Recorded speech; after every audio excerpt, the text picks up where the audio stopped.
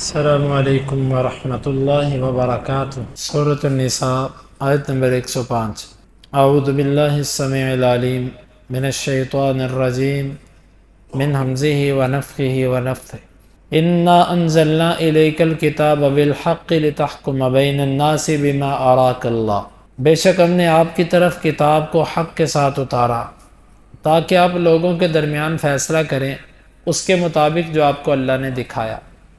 وَلَا تَكُن لِّلْخَائِنِينَ خَصِيمًا، آپ خیانت کرنے والوں کی طرف سے جھگڑا مت کیجیے۔ وَاسْتَغْفِرِ اللَّهَ إِنَّ اللَّهَ كَانَ غَفُورًا رَحِيمًا، آپ اللہ سے بخشش طلب کیجیے، بے شک اللہ معاف کرنے والا رحم کرنے والا ہے۔ وَلَا تُجَادِلْ عَنِ الَّذِينَ يَخْتَانُونَ أَنفُسَهُمْ، آپ ان کی طرف سے جھگڑا مت کیجیے جو اپنے آپ سے خیانت کرتے ہیں۔ ان اللہ لا يحب من کان خوانا اثیما، بے شک اللہ اسے پسند نہیں کرتا جو بہت خائن اور گناہ گار ہو۔ ہم نے آپ کی طرف کتاب کو حق کے ساتھ اتارا، یعنی اس میں کوئی شک نہیں۔ مشرکین جو کہتے ہیں کہ یہ خود بنا لاتا ہے، اللہ کی طرف سے اس کو کچھ نہیں آتا، یہ ان کی بات غلط ہے۔ ہم نے جو اتارا وہ حق کے ساتھ اتارا، وہ ناحق نہیں ہے۔ دوسری بات، اس کتاب کے اندر جو احکامات ہیں، جن چیزوں سے روکا گیا، جن چیزوں کا حکم دیا گیا، جو خبریں دی گئیں، جو پیشین گوئیاں کی گئیں اور جو بشارتیں دی گئیں، یہ سب کے سب حق ہے، اس میں کچھ غلط نہیں ہے۔ اور اسی طرح تیسرے نمبر پہ اس کے اندر جو باتیں ہیں وہ افراط و تفرید کے درمیان ہیں، حق ہیں۔ افراط ہوتا ہے کسی چیز کے اندر زیادتی کر دینا، اور تفریط ہوتا ہے کسی چیز کے اندر کمی کر دینا۔ افراط اور تفریط کے درمیان حق ہوتا ہے۔ اس کتاب میں نہ مبالغے ہیں اور نہ اس کے اندر کسی کے مرتبے کو اس سے کم کر کے بیان کیا گیا ہے۔ حق کے ساتھ ہم نے آپ کی طرف اتارا ہے۔ اتارا کیوں ہے؟ لِتَحْكُمَ بَيْنَ النَّاسِ بِمَا أَرَاكَ اللَّهُ، اس کو کہتے ہیں لام تعلیل کا، کسی چیز کی وجہ بیان کرنے کے لیے جو آتا ہے، لام کئے، تاکہ آپ لوگوں کے درمیان فیصلے کریں۔ قرآن اس لیے اتارا ہے، گویا کہ قرآن مجید کے نزول کا مقصد ناظرہ پڑھنا نہیں ہے صرف، یا اس کو چومنا، یا اس کو گھر پہ رکھ دینا، یا اس کو صرف اور صرف لڑائی جھگڑوں کے وقت قسموں کے طور پر لے لینا، بیٹیوں کی شادیوں کے وقت سر پہ رکھنے کے لیے اس کو اٹھا لینا، اس لیے قرآن نہیں آیا، تاکہ لِتَحْكُمَ بَيْنَ النَّاسِ، تاکہ آپ لوگوں کے درمیان اس کے مطابق فیصلے کریں۔ اگر کسی جگہ پر کتاب اللہ کے مطابق فیصلے نہیں ہوتے تو اس کا مطلب ہے کہ وہ لوگ قرآن کے اترنے کے مقصد کو پورا نہیں کر رہے۔ آج تمام لوگ جو ہیں پوری دنیا کے اندر قرآن کے مقاصد کو پورا نہیں کیا جا رہا، جس مقصد کے لیے اترا وہ نہیں۔ ہمیں ولاۃ الامور سے تو گلہ نہیں ہے، گلہ ہے بھی، لیکن اس کو تو ہم اس وقت بات کریں بھی تو کرنے کا فائدہ نہیں ہے۔ اللہ یہ کہ ان کے دلوں پر اتار دے۔ اصل مسئلہ میرا اور آپ کا ہے۔ آپ اور میں اپنے فیصلے کتاب اللہ کے مطابق کب کرتے ہیں؟ میرے گھر کے اندر جھگڑا ہو، میری دکان کا مسئلہ ہو، کاروباری معاملہ ہو، کسی قسم کا، ہم فیصلے کتاب اللہ کے مطابق کرتے ہیں؟ نہیں کرتے۔ ہمارے آپس کے اندر فرقہ واریت ہے، تو بریلوی، تو دیوبندی، تو اہل حدیث، جی ہم یہ ہوتے ہیں، ہم یہ کہتے ہیں، جی ہمارا یہ موقف ہے۔ کیا ہم نے ان اختلافات کے فیصلے کتاب اللہ سے کروائے؟ جی ہم کون سا پڑھے ہوئے ہیں، ہمیں کون سا، بڑا سادہ سا جواب کہ جیسے یہی دعو اللہ کے ہاں بھی چل جائے گا۔ ہمیں کوئی پڑھ کے بھی سنا دینا کہ قرآن کی یہ آیت ہے، وہ کہے گا جی ہم تو بریلوی ہوتے ہیں اس لیے ہم تو اس بات کو نہیں لیتے، ہم تو دیوبندی ہوتے ہیں، ہمارے مذہب میں تو یہ چیز نہیں ہے، میں تو فلاں پیر صاحب کا مرید ہوں، میں فلاں امام کا مقلد ہوں، فلاں فقہ کا پیروی کرنے والا ہوں، میں کیسے اس چیز کو لے لوں؟ ہم نے اپنے دینی دنیاوی ہر قسم کے جھگڑوں میں قرآن کو ثالث بنایا ہی نہیں۔ اگر امت نے قرآن کو ثالث بنایا ہوتا تو آج اتنے فرقے نہ بنتے، آج اتنا اختلاف نہ ہوتا امت کے درمیان۔ کہتے سارے ہی ہیں، ہم قرآن کو مانتے ہیں، قرآن کی پیروی کرتے ہیں، لیکن ان میں سے حقیقت کے اندر قرآن کو تسلیم کرنے والا ہر کوئی برائے نام ہے، الا ماشاء اللہ جو حقیقت میں تسلیم کرتا وہ ہے، باقی سب برائے نام۔ اللہ نے کتاب اس لیے اتاری کہ لوگوں کے درمیان آپ فیصلے کریں، بما اراک اللہ، اس کے مطابق جو آپ کو اللہ سمجھائے۔ یعنی آپ اپنے یہی آیت مبارکہ سے بعض اہل علم نے استدلال کیا کہ اللہ کے نبی صلی اللہ علیہ وسلم بھی اجتہاد کرتے تھے، آپ کا اجتہاد درست ہوتا تھا، اور اگر آپ کا اجتہاد اللہ تعالیٰ کی رضا کے خلاف ہوتا تو اللہ تعالیٰ وحی کے ذریعے آپ کو آگاہ کر دیتے۔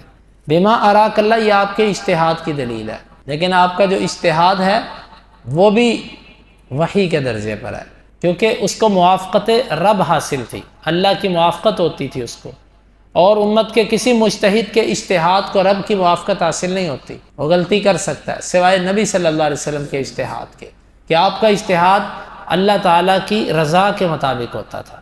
یہاں سے اس چیز کی طرف بھی اشارہ ہے کہ حاکم فیصلہ کرنے والا اپنے فہم کے مطابق کتاب اللہ سے جو سمجھے گا اس کے مطابق فیصلہ کرے، لیکن وہ کتاب اللہ سے سمجھنے کے لیے سلف کے اقوال، ان کی تفسیر کو سامنے رکھے۔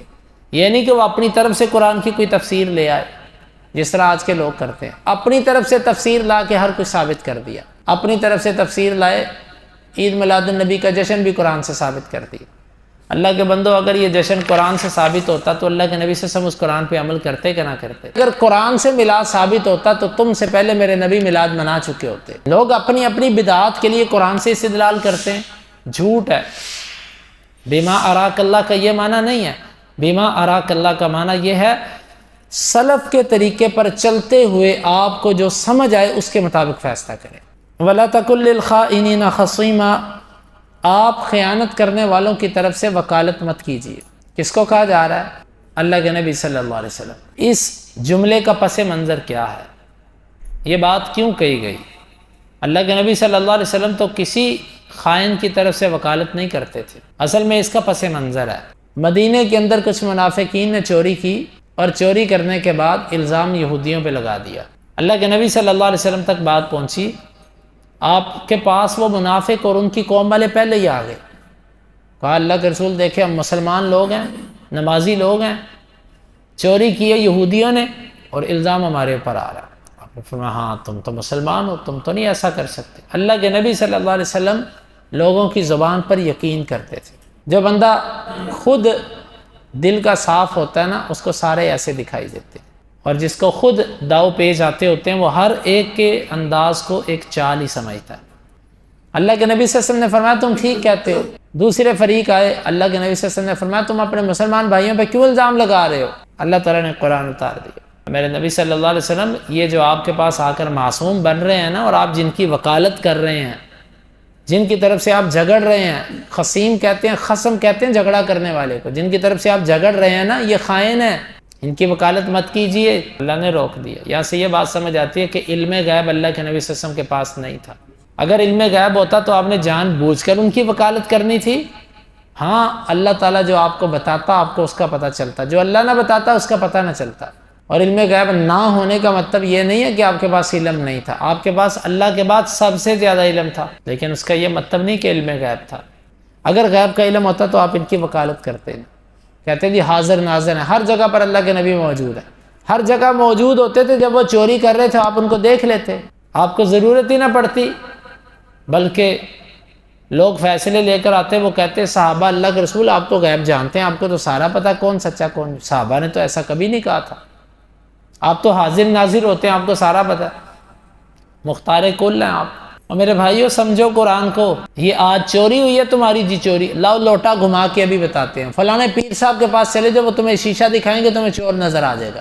فلانے کے پاس چلے جاؤ، وہ دیکھنا وہ تمہارے اوپر ایسا دم کرے گا، تمہارے سامنے سارا چوری کی فلم چل جائے گی، چوری کرنے کون آیا اور کیسے وہ چرا کے لے گئے۔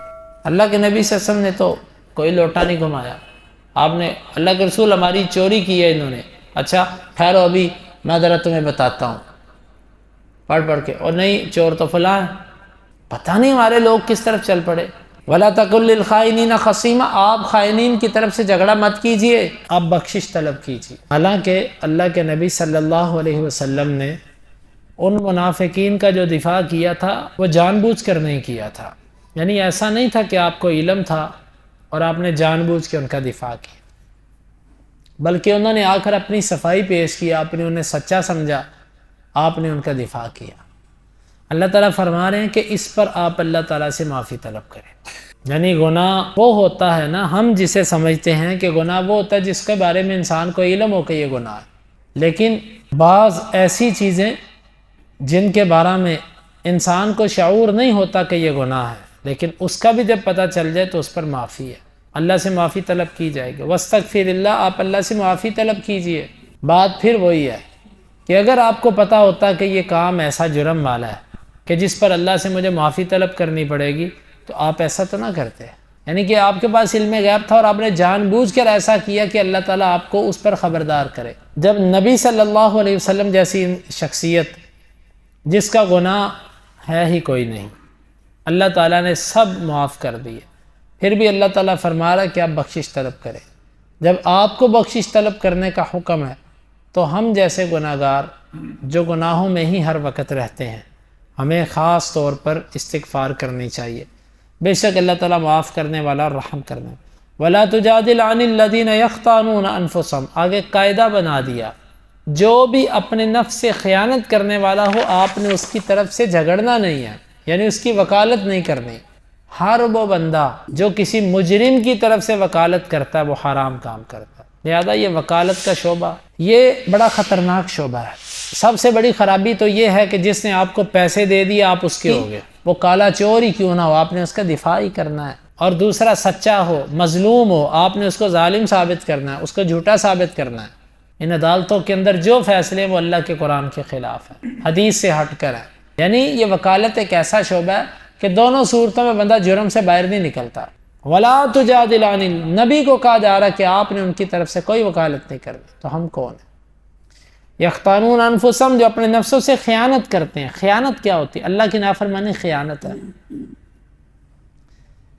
گویا کہ جو بندہ نافرمانی کرتا ہے وہ اپنے آپ سے خیانت کرتا ہے۔ حدیث کے اندر آتا ہے نا، جس وقت صبح کرتا ہے بندہ تو سارے کے سارے جوڑ زبان کی منت کرتے ہیں، اس کو کہتے ہیں اگر تو سیدھی رہی تو ہم بھی سیدھے رہیں گے، اگر تو ٹیڑھی ہوئی تو ہم بھی ٹیڑھے ہو جائیں گے۔ اسی طرح انسان کا نفس جو ہے اس کی جو خواہشات ہیں یہ خیانت کرتی ہیں بدن کے ساتھ، کہ بدن کو دنیا میں تھوڑی سی لذت دے کر جہنم کی طرف لے جاتی ہے، آگ کے عذاب کی طرف لے جاتی ہے، یہ خیانت ہے نفس کے ساتھ۔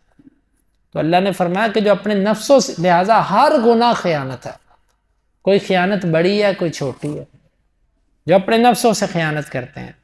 ان اللہ لا يحب من کان خوانا اثیما، اللہ خائنین سے محبت نہیں کرتا۔ وہ خیانت تجارت کے اندر ہو، وہ معاہدوں کے اندر ہو، وہ کسی بھی چیز میں ہو، آپ جتنے مرضی بڑے نمازی ہیں، حاجی ہیں، عمرے کرتے ہیں، آپ بہت آپ پارسا آدمی ہیں، لیکن آپ کی تجارت میں دو نمبری، آپ کے معاملات مشکوک اور خرابیاں ہیں اس میں، اللہ خائنین کو پسند نہیں کرتا۔ جو گناہگار اور خیانت کرنے والا ہو اللہ اس سے محبت نہیں کرتا۔ اللہ تعالیٰ سے دعا ہے اللہ تعالیٰ سمجھنے کی اور عمل کی توفیق عطا فرمائے۔